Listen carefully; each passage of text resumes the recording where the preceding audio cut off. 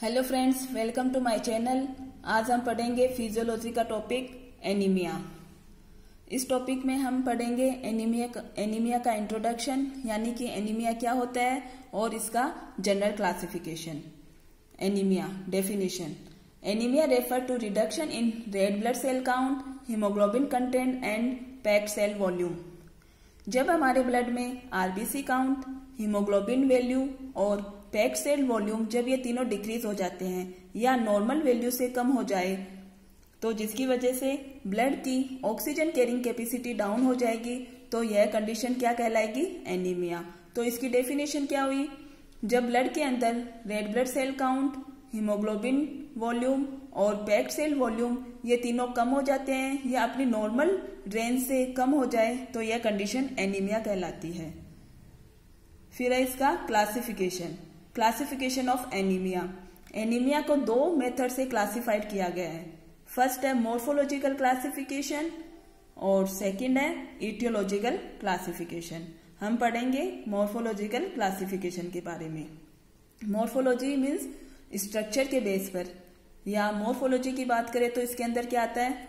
Size, shape और colour, इन तीनों के बेस पर इस एनीमिया को चार प्रकार से डिवाइड किया गया है। फर्स्ट वन है normocytic, normochromic anaemia. Normocytic, sciatic का मतलब क्या होता है? सेल की साइज या शेप। तो नॉर्मोसाइटिक मतलब सेल की साइज कैसी है? नॉर्मल। क्रोमिक का क्या मतलब होता है? कलर। तो नॉर्मोक्रोमिक मतलब इसमें कलर कैसा होएगा? नॉर्मल रहेगा। तो नॉर्मोसाइटिक, नॉर्मोक्रोमिक एनीमिया मतलब रेड ब्लड सेल की साइज कैसी है? नॉर्मल है। हीमोग्लोबिन कंटेंट वह भी नॉर्मल है। तो यहाँ एनीमिया कैसे हुआ?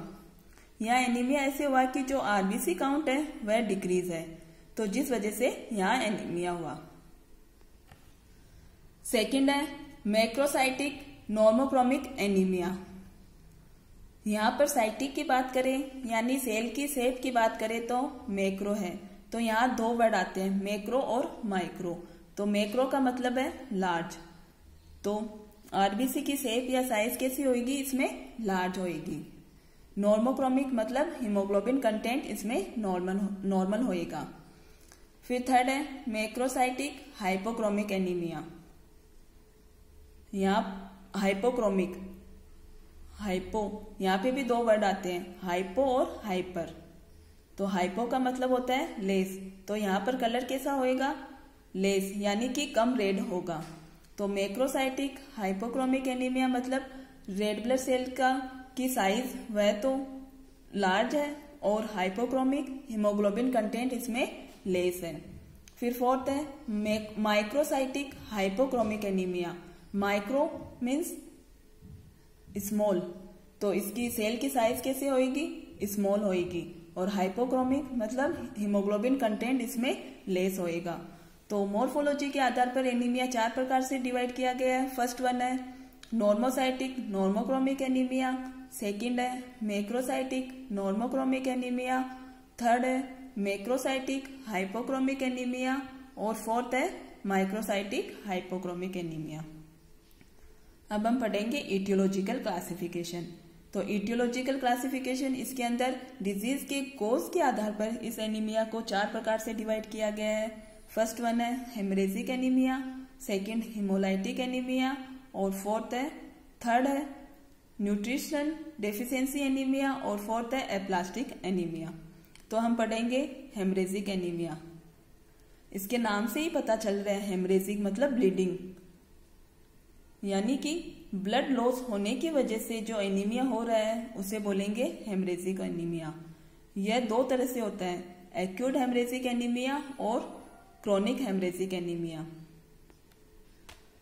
एक्यूट हेमरेजिक एनीमिया, एक्यूट का मतलब क्या है? अगर ब्लीडिंग सडन हो रही है या एक्टिव ब्लीडिंग हो रही है तो वह एक्यूट हेमरेजिक एनीमिया होगा। फॉर एग्जाम्पल, किसी पर्सन का एक्सीडेंट हो गया जिससे बॉडी में इंजरी हो गई हो और अगर एक्टिव ब्लीडिंग हो रही है तो उससे क्या बोलेंगे? Acute haemorrhagic anaemia. इस एनीमिया में नॉर्मोसाइटिक नॉर्मोक्रोमिक एनीमिया आता है। मीन्स इसमें जो सेल की साइज है वह नॉर्मल होगी और हीमोग्लोबिन कंटेंट नॉर्मल होएगा, लेकिन इसके अंदर आरबीसी काउंट इसमें डिक्रीज होएगा। सेकंड है क्रोनिक हेमरेजिक एनीमिया। किसी पर्सन में लंबे टाइम से ब्लीडिंग हो रही है या धीरे धीरे ब्लीडिंग हो रही है तो वह इसके अंतर्गत आता है। फॉर एग्जाम्पल, किसी पर्सन के पाइल्स लंबे समय से हो रहे हैं और उनमें ब्लीडिंग होती है, तो ऐसी सिचुएशन लंबे टाइम से चलती रहे तो बाद में पर्सन को एनीमिया हो सकता है। इस एनीमिया में हाइपोक्रोमिक एंड माइक्रोसाइटिक एनीमिया आता है, यानी कि इसमें आरबीसी की जो साइज है वह तो लेस होएगी, स्मॉल होएगी और हीमोग्लोबिन कंटेंट इसमें लेस होएगा। फिर सेकंड है haemolytic anaemia. Haemolysis means excessive destruction of red blood cell, यानी कि आरबीसी का लाइसिस या डिस्ट्रक्शन होना, ये हेमोलाइटिक एनीमिया दो कंडीशन में होता है। फर्स्ट वन है सिकल सेल एनीमिया और सेकंड है थैलेसीमिया। तो फर्स्ट हम बात करें सिकल सेल एनीमिया की, तो यह कंजेनाइटल डिसऑर्डर है और यह एबनॉर्मल हीमोग्लोबिन एस के कारण होता है। इसमें क्या होता है कि अल्फा चेन तो नॉर्मल होएगी और बीटा चेन एबनॉर्मल होएगी। ये तो हम सब भी जानते हैं कि आरबीसी की जो नॉर्मल शेप है वह बाइकॉन्केव होती है, बट इस सिकल सेल एनीमिया में क्या होता है कि इसमें जो आरबीसी होती है उसकी शेप सिकल शेप की या एस शेप की होने लग जाती है। इनकी शेप नॉर्मल नहीं होने की वजह से जो भी इस तरह की शेप बनती है उसका डिस्ट्रक्शन होने लग जाता है। इस कंडीशन को सिकल सेल एनीमिया बोलते हैं। फिर सेकंड है थैलेसीमिया। यह जेनेटिक डिसऑर्डर होता है। नॉर्मल हीमोग्लोबिन में दो तरह की चेन पाई जाती है, एक तो अल्फा और दूसरी है बीटा चेन। ये चेन इक्वल होती है और ये दोनों चेन क्या करती है, यह ऑक्सीजन के मॉलिक्यूल को बाइंड करके रखती है। तो जो थैलेसीमिया की कंडीशन होगी उसमें क्या होता है कि या तो अल्फा चेन पूरी तरह से नहीं बन पाती या बीटा चेन पूरी तरह से नहीं बन पाती, जिसके कारण जो भी इस तरह की आरबीसी बनेगी उनका डिस्ट्रक्शन होने लग जाएगा। तो इस कंडीशन को क्या बोलेंगे, थैलेसीमिया। थर्ड है nutritional deficiency anaemia. Nutritional substance जैसे कि आयरन, प्रोटीन, विटामिन ये इरिथ्रोपोइसिस के लिए आवश्यक है। जब इन सब्सटेंस की कमी हो जाती है तो यह एनीमिया हो जाता है। इसके अंतर्गत आयरन डेफिशिएंसी एनीमिया आता है। आयरन ये आरबीसी के फॉर्मेशन के लिए हेल्पफुल होता है। आयरन की डेफिशिएंसी हमारी बॉडी में ब्लड लॉस के कारण हो सकती है या खाने में आयरन की मात्रा कम हो तब आयरन की डेफिशिएंसी हो सकती है। सेकंड है पर्नीशियस एनीमिया। यह एनीमिया ओल्ड एज और फीमेल में ज्यादा होता है। इसको विटामिन B12 डेफिशिएंसी एनीमिया भी बोलते हैं। जो विटामिन B12 होता है वह भी आरबीसी के फॉर्मेशन के लिए हेल्पफुल होता है। इसकी कमी से भी एनीमिया हो सकता है। फिर थर्ड है मेगालोब्लास्टिक एनीमिया।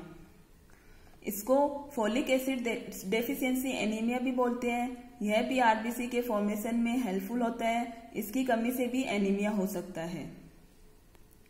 तो ये न्यूट्रिशनल डेफिशिएंसी एनीमिया आपको समझ में आ गया होगा। ये जब हमारे बॉडी में न्यूट्रिशन की कमी हो जाए तो जो एनीमिया होगा वह न्यूट्रिशनल डेफिशिएंसी एनीमिया कहलाएगा। फोर्थ है एप्लास्टिक एनीमिया। यह ऐसी कंडीशन होती है जिसमें नई ब्लड सेल का बनना बंद हो जाता है, चाहे वह आरबीसी हो, डब्ल्यूबीसी हो या प्लेटलेट्स हो, और इस एनीमिया में रेड बोन मेरो में डिसऑर्डर हो जाते हैं। तो ये एनीमिया का क्लासिफिकेशन हो गया, एक तो मॉर्फोलॉजी के आधार पर, दूसरा है ईटियोलॉजी के आधार पर। आई होप ये वीडियो आपको समझ में आ गया होगा।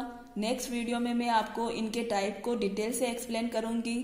Thank you so much for watching this video. Please like, share and subscribe this channel. Thank you.